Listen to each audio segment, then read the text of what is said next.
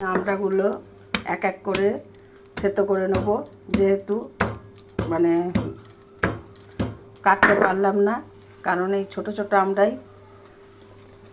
মানে একটু শক্ত হয়ে গেছে। শক্তটা একটু ভালো লাগবে না, সেই জন্য একটু থেতো করে নিতে হবে। ধুয়ে থেতো করে নিয়েছি নোড়ায় আর শিলে। এরপরে আমি চিনি রেডি করে রেখেছি, তেলে একটা শুকনো লঙ্কা আর একটু পাঁচফোড়ন দিয়ে দিলাম। দিয়ে দেবো আমি এই আমড়াগুলো সব।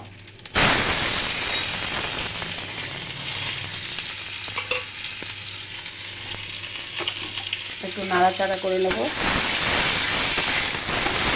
দিয়ে দেবো পরিমাণ মতন হলুদ, বেশি না।